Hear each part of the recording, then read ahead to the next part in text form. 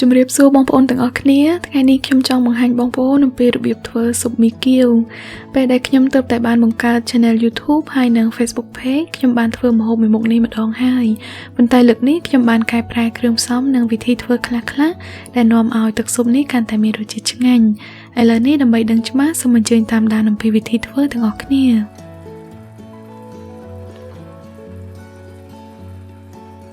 ដំបូងខ្ញុំសូមនិយាយអំពីប្រភេទឆ្អឹងដែលខ្ញុំប្រើសម្រាប់ធ្វើទឹកស៊ុបគឺខ្ញុំប្រើឆ្អឹងជំនីជ្រូកដែលមានជាប់សាច់ច្រើនវាធ្វើឲ្យទឹកស៊ុបមានជាតិហើយយើងបានសាច់ទុកញ៉ាំទៀត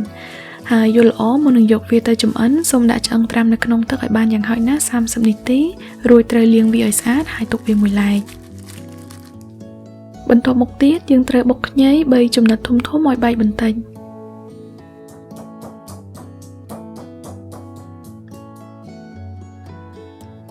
រួចមកសូមដាក់ខ្ទឹមស10កំពឹសនិងខ្ទឹមក្រហម5កំពឹសហើយបុកវាចូលគ្នាជាមួយខ្ញីឲ្យបែកជាដុំមិនចាំបាច់ឲ្យម៉ត់នោះទេ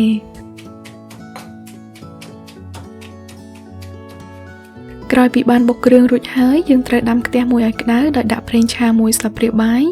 រួចសូមចាក់គ្រឿងដែលយើងបានបុកអំបាញ់មិញចូលទាំងអស់ហើយលីងវាឲ្យឈ្ងុយ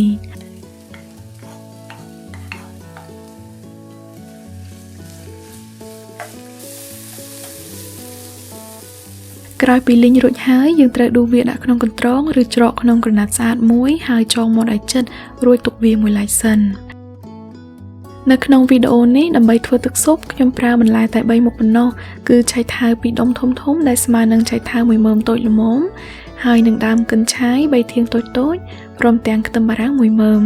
ឥឡូវយើងអាចចាប់ផ្ដើមធ្វើទឹកស៊ុបបានដំបូងយើងត្រូវដាក់ប្រេងឆាមួយស្លាបព្រាបាយចូលទៅក្នុងឆ្នាំងរួចត្រូវដាក់ឆ្អឹងជ្រូកចូលទាំងអស់ហើយរំលីងវាឲ្យស្ងួតទឹកបន្តិចការធ្វើបែបនេះជួយឲ្យទឹកស៊ុបរបស់យើងមានពណ៌ក្រហមស្អាតនិងមានក្លិនឈ្ងុយនៅពេលដែលសាច់ឡើងក្រហមតិចបែបនេះយើងត្រូវចាក់ទឹកចូលចំនួន3លីត្រហើយដាំវាឲ្យពុះហើយអំឡុងពេលរង់ចាំឲ្យទឹកពុះប្រសិនបើមានកកអណ្តែតឡើងមកខាងលើសូមដួសវាចេញឲ្យស្អាតនៅពេលដែលទឹកចាប់ផ្ដើមពុះយើងត្រូវដាក់បន្លែចូលដែលមានដូចជាឆៃថាវខ្ទឹមបារាំងហើយនិងដើមកិនឆាយ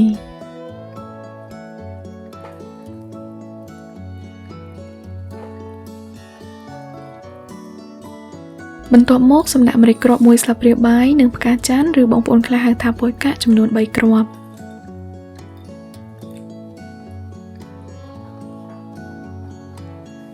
បន្ទាប់មកទៀតយើងត្រូវដាក់អំបិល3ស្លាបព្រាកាហ្វេនិងស្ករ4ស្លាបព្រាបាយពេញហើយត្រូវដាក់ទឹកប្រេងខ្យង3ស្លាបព្រាបាយផងដែរ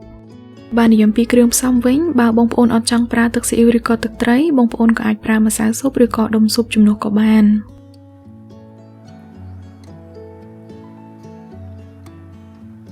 ចុងក្រោយយើងត្រូវដាក់ទឹកស៊ីអ៊ីវ5ស្លាបព្រាបាយពេញទឹកស៊ីអ៊ីវមួយនេះមានរសជាតិប្រៃមុតស្រដៀងនឹងទឹកត្រីដែរដូច្នេះសម្រាប់បងប្អូនដែលអត់ចេះពិសាទឹកត្រីអាចសាកល្បងប្រើទឹកស៊ីអ៊ីវបែបនេះក៏បានក្រោយពីបានដាក់គ្រឿងរួចរាល់អស់ហើយយើងត្រូវបន្ថយភ្លើងឲ្យខ្សោយហើយរំងាស់ទឹកស៊ុបរយៈពេល1ម៉ោងឥឡូវខ្ញុំនឹងចាប់ផ្ដើមធ្វើគៀវវិញម្ដងហើយសាច់ដែលយើងត្រូវការមានដូចជាសាច់ជ្រូកចិញ្ច្រាំចំនួន2ខាំនិងបង្គាហាន់ល្អិតៗចំនួន3ខាំយើងត្រូវដាក់ស្លឹកខ្ទឹមហាន់តូចៗចំនួន3គល់ខ្ទឹមសចិញ្ច្រាំម៉ត់2កំពឹស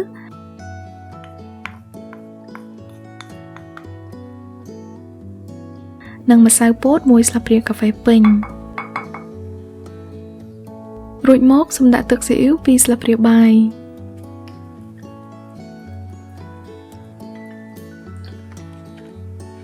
ហើយដាក់ទឹកប្រេងខ្យង1ស្លាបព្រាបាយផងដែរ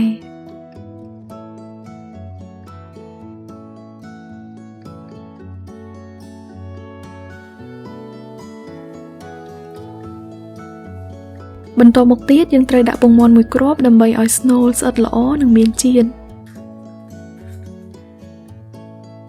រួចមកសូមដាក់អំបិលកន្លះស្លាបព្រាកាហ្វេស្ករ2ស្លាបព្រាកាហ្វេនិងម្រេចតាមចំណង់ចំណូលចិត្តហើយត្រូវលាយវាកូរចូលគ្នាឲ្យសព្វរហូតទាល់តែសាច់ឡើងស្អិតចូលគ្នា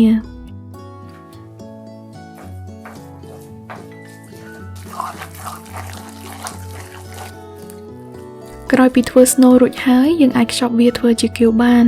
ហើយបើបងប្អូនចង់ដឹងអំពីវិធីខ្ចប់គាវតាមបែបផ្សេងៗសូមទស្សនាវីដេអូនៅក្នុង page ឬក៏ YouTube Channel របស់ខ្ញុំបានដាក់វីដេអូអំពីរបៀបខ្ចប់គាវ6បែប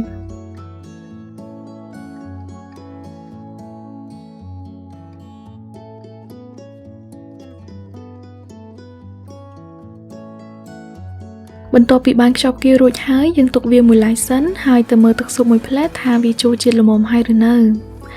មើលទៅទឹកស៊ុបនេះគឺល្មមអាចញ៉ាំបានហើយតែប៉ុណ្ណឹងយើងអាចចាប់ផ្ដើមស្ងោរគាវមីហើយនិងបន្លែផ្សេងៗដើម្បីទទួលទានបាន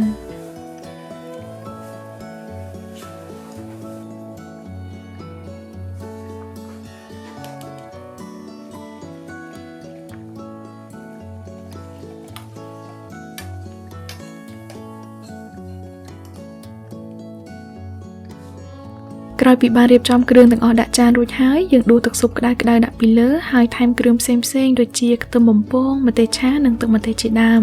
តែប៉ុណ្ណឹងយើងអាចទទួលបានមីគាវមួយចានដែលមានរសជាតិឆ្ងាញ់អរគុណច្រើនបងប្អូនទាំងអស់គ្នាដែលបានចំណាយពេលទស្សនាវីដេអូរបស់ខ្ញុំនៅថ្ងៃនេះប្រសិនបើបងប្អូនមានសំណួរឬយោបល់សូមសរសេរ comment នៅខាងក្រោមហើយសូមជួយចុច like និង subscribe YouTube channel និង Facebook page របស់ខ្ញុំផងព្រមទាំងជួយ share វីដេអូនេះឲ្យបានច្រើនផងដែរអរគុណច្រើនសូមជួបគ្នានៅវីដេអូក្រោយទៀតជម្រាបលា